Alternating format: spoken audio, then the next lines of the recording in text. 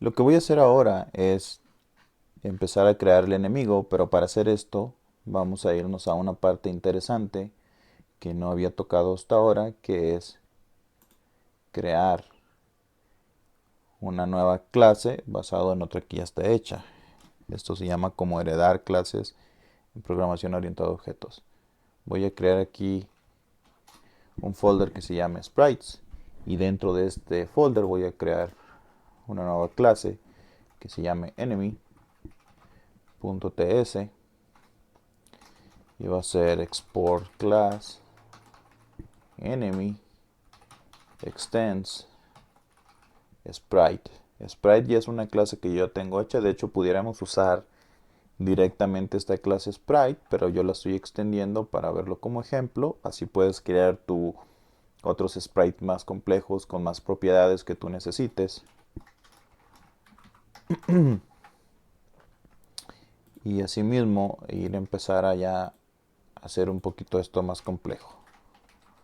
¿Okay? Acuérdate que le tienes que agregar el punto .js si no te lo pone, porque es necesario para cargar las clases cuando transformemos todo a JavaScript. En este caso yo quiero que el enemigo pues tenga una variable HP que va a ser como la vida, que va a ser de tipo number y le voy a poner el constructor.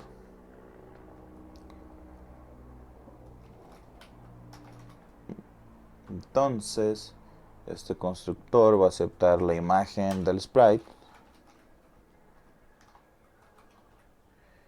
va a ser un HTML image element,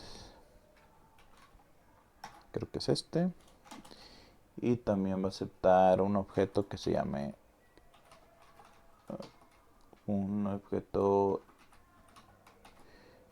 image measures en caso de que tengamos algún sprite más complejo, ¿no? ¿Por qué? Bueno, porque esto se utiliza en el constructor, perdón, en el constructor de la, de la clase padre, ¿no? Que en este caso viene siendo sprite. Entonces, de hecho también se pueden crear muchos otros sprites y yo te aconsejo que lo tengas dentro de una carpeta que se llame sprite para que tengas mejor ordenado tu código. Si nos vamos al nivel ahora, vamos a crear o vamos a definir el sprite enemy, que va a ser un enemigo del tipo enemy. Y si te fijas, nos está poniendo aquí que se encuentra en source, sprites, enemy. Y vamos a verificar si nos los agrega con .js. Esto es correcto, así lo vamos a dejar. Este enemigo que tenemos aquí lo vamos a ir a posicionar en init.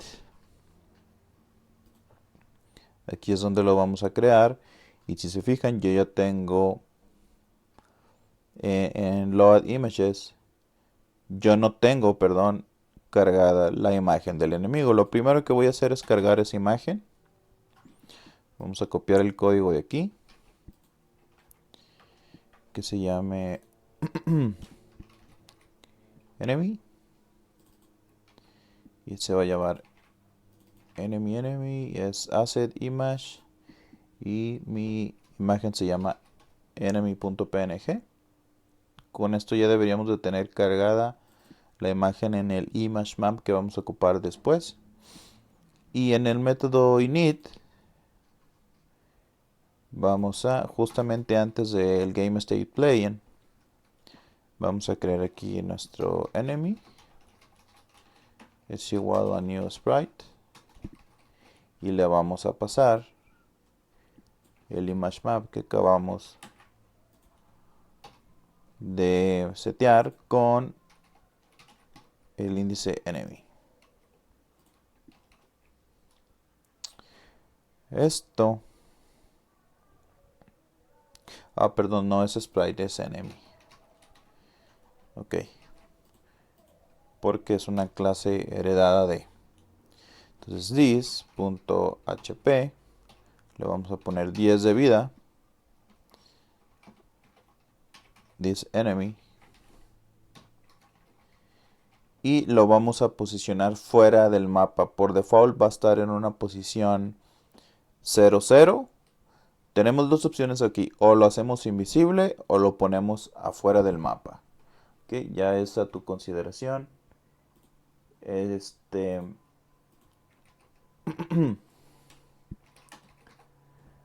lo que yo voy a hacer es que lo voy a posicionar justamente fuera del mapa, pero por el camino que tiene. Es decir, lo voy a poner justamente aquí arriba donde no se va a ver. Entonces, cuando empiece el enemigo va solamente a entrar por aquí, pero no lo voy a posicionar ni acá ni fuera de otro, sino más lo voy a poner arribita de su camino de donde empieza. La parte izquierda es el inicio, la parte derecha es el final. Para eso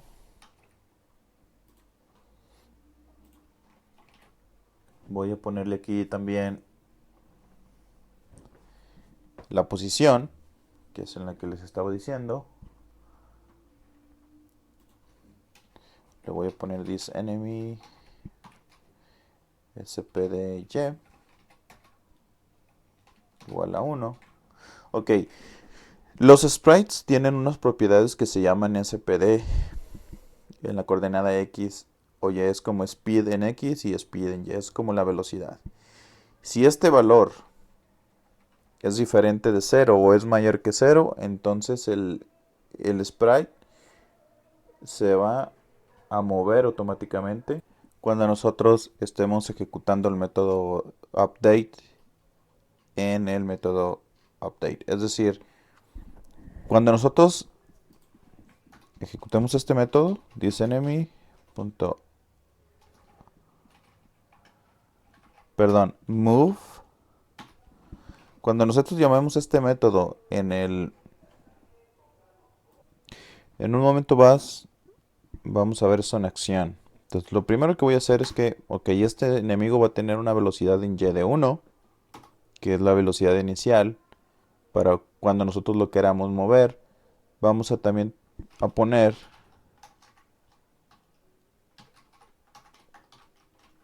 un label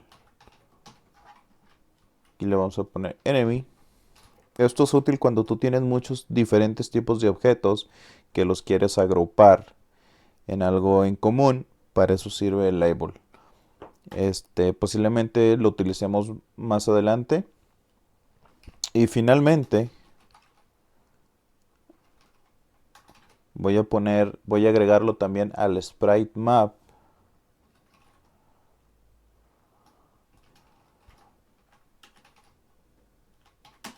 Y le voy a poner enemy.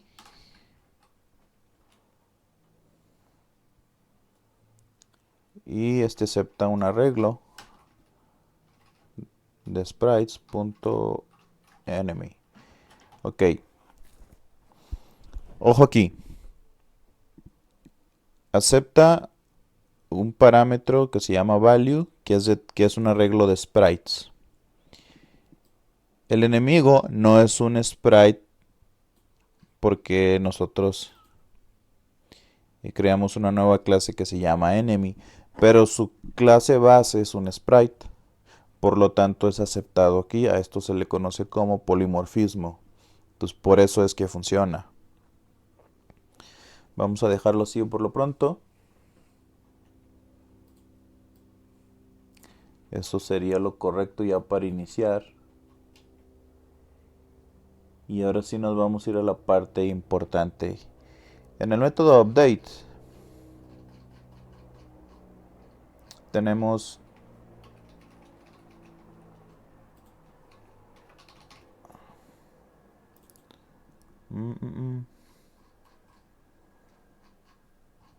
no lo he sacado. Bueno, vamos a ponerlo. Update. Y el update acepta un número delta, que son los microsegundos que han pasado en cada frame. Este es similar al render, que va a tener un switch con el game state. Voy a copiarlo de aquí. Y le voy a poner su break abajo. Entonces, ¿qué queremos que pase cuando el juego se esté cargando? Nada por lo pronto. Pero sí queremos que suceda algo cuando estemos en play-in. Acuérdense que play-in se ejecuta después de que nosotros llamamos el método init. Es decir, por default, cuando empezamos un nivel está en loading. Pero cuando cargamos todo, queremos empezar a jugar y cambiamos el estado del juego en jugar. Entonces, cuando estemos en play-in, yo aquí sí tengo que poner qué va a pasar con el enemigo en este caso cuando estemos en play-in. Entonces,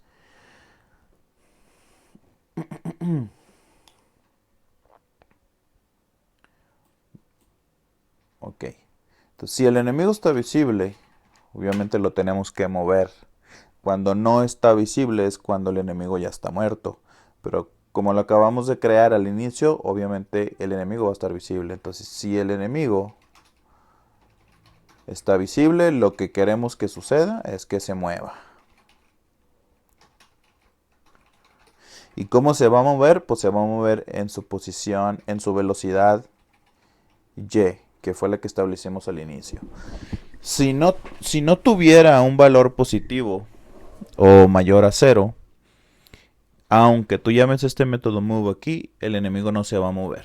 Es así como funciona. Es como para que tú no estés agregando la variable x cada rato en el método update, sino que con una variable que definas anteriormente, pues ya puedas tú mover al enemigo. También aquí es donde vamos ya a empezar a ver las colisiones, porque tenemos que mover al enemigo.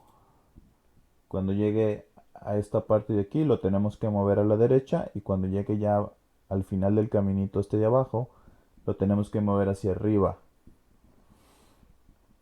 Para eso voy a tener que agregar otros objetos que se llaman colliders. Los colliders son como cuadros invisibles en el juego donde tú puedes checar dónde va a haber un tipo de colisión. De hecho, un sprite por default ya lleva un collider que es el tamaño de su ancho y de su alto. Pero también podemos crear colliders que no estén eh, directamente relacionados con un sprite, en caso de que nosotros queramos poner alguna área en específico de algún mapa o donde sea en el nivel, que esa parte digamos que no se puede acceder. Supongamos que tú tienes una puerta cerrada y que a menos que no tengas un ítem la puedas abrir. A menos que tengas el ítem la vas a poder abrir. Entonces, mientras no tengas ese ítem, tú puedes poner un collider en toda la puerta para que el personaje no pueda pasar esa puerta. Por ejemplo, es un uso. En este caso, yo voy a poner un collider aquí abajo y otro aquí, para que cuando el enemigo colisione con ellos se cambie su posición. Para eso vamos a tener que ir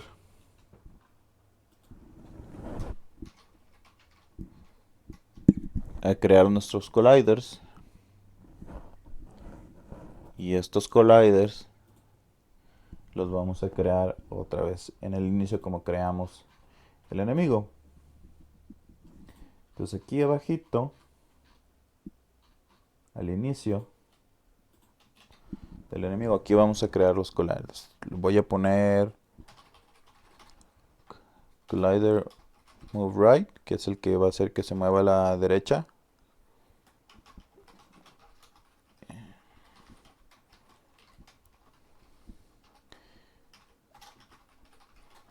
Y otro collider que se mueva, que cuando colisione el enemigo lo mueva hacia arriba. De esta manera va a ser la sensación de que el enemigo se va a estar moviendo por el camino. Lo puedes hacer de otra manera. Para mí esto es lo más sencillo con las herramientas que tengo. Tú puedes crear un pad si tú quieres. Puedes crear otro tipo de objetos. Como a ti se te imagine sería lo correcto. En este caso yo lo voy a hacer así por simplicidad. Ahorita vas a ver por qué.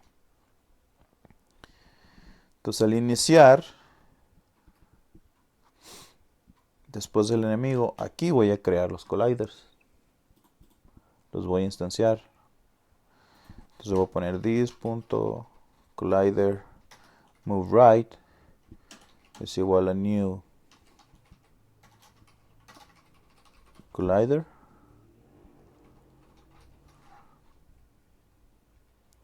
Y el collider en su constructor acepta la posición en X, en Y, un ancho y un alto, que es como el cuadrado que va a tener, ¿no? En este caso yo quiero posicionarlo abajo del grid o del camino en el grid. Y lo que voy a hacer es 2 por 32.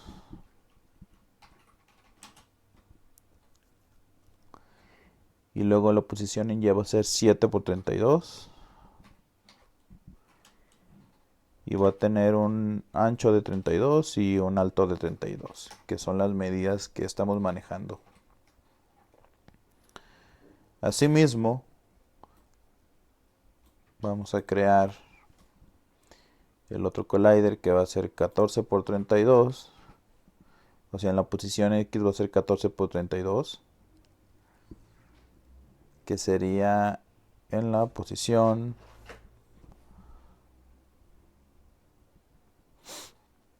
por ejemplo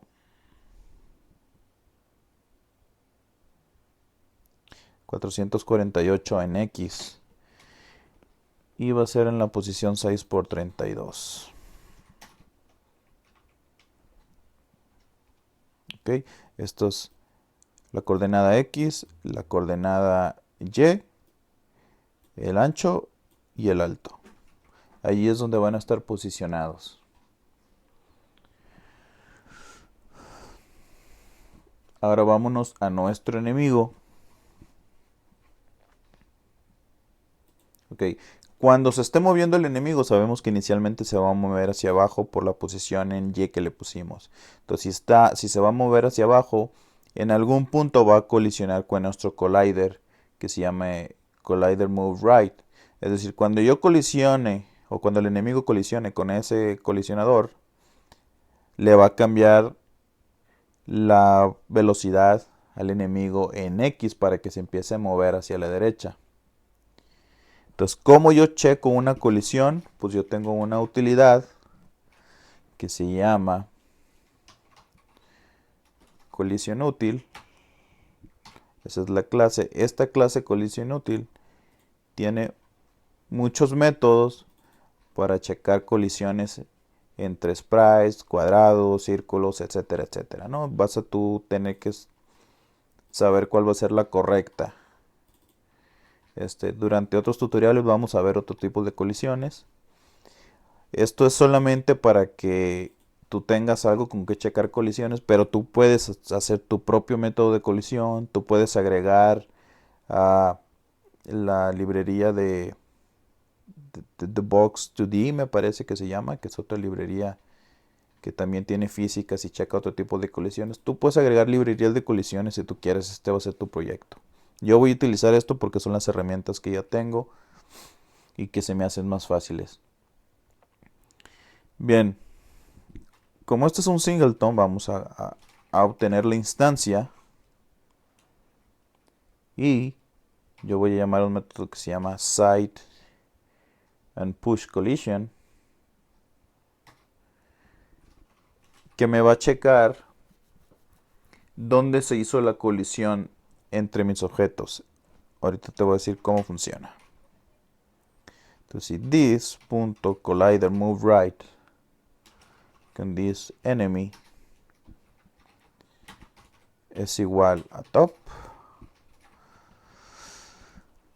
este side and push collision te va a regresar el lado donde se hizo la colisión. Si el enemigo viene de la parte de arriba y colisiona el collider con el enemigo en la parte superior, entonces me va a regresar un top. ¿Por qué? Porque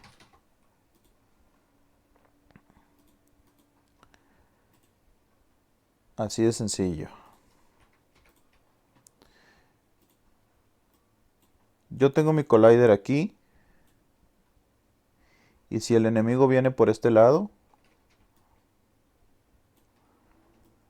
hacia abajo, entonces cuando choque el enemigo con el collider, la colisión va a ser en este lado de aquí. Por lo tanto, va a ser una colisión en el lado top del colisionador.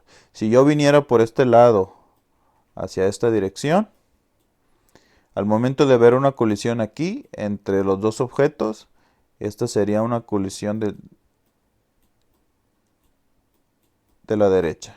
O sea, right, me regresaría right. Entonces, ¿por qué yo tengo que checar la colisión así como lo estoy haciendo? Porque mi colisionador está aquí y el otro está aquí. Entonces, cuando llegue el enemigo hasta aquí y choque con el colisionador, entonces le voy a cambiar la dirección a la derecha. Y cuando choque con el otro colisionador en la parte izquierda, lo voy a mandar hacia arriba. Esto me va a dar a mí, digamos que el movimiento en el camino del enemigo. Para eso sirven esos dos colisionadores que yo puse, los posicioné en esta parte de aquí. Ahora bien, ¿qué sucede cuando tenemos una colisión? Bueno, pues cuando tengamos una colisión arriba, yo le voy a decir, ¿sabes qué? El enemigo en la posición SP de Y, ya no quiero que sea 1, ahora quiero que sea 0 para que ya no siga caminando hacia abajo. Pero ahora la posición en X va a ser 1 para que se empiece a mover a la derecha. Y si yo tengo una colisión con el otro colisionador, que yo sé que va a ser left, entonces yo quiero que la posición en Y va a ser -1 para que empiece a ir hacia arriba y ya no se mueva a la derecha. Esto le va a dar el camino a nuestro enemigo. Si nosotros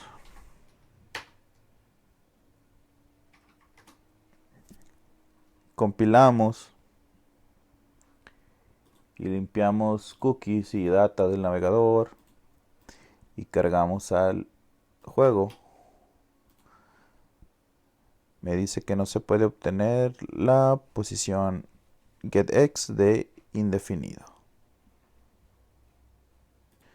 Entonces, si me voy aquí, collider, move up, aquí está. Entonces, los dos se llaman igual por la copia que hice. Tengan mucho cuidado con renombrar cuando hagan una copia. Entonces, esto ya debería ser aquí correcto. Si nos vamos a las definiciones, collider move up, ok, debería de estar correcto ya. Vamos a compilar de nuevo y correr de nuevo. Al momento de querer nosotros cargar otra vez el juego, ok, ya me viene saliendo.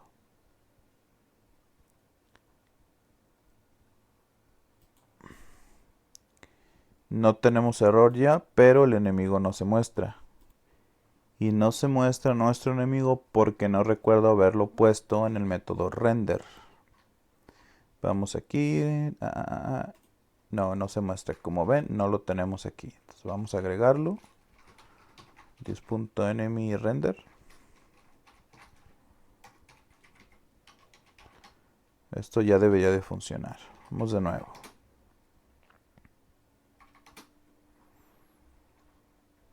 Esto quiere decir que ya deberíamos de poderlo ver en pantalla.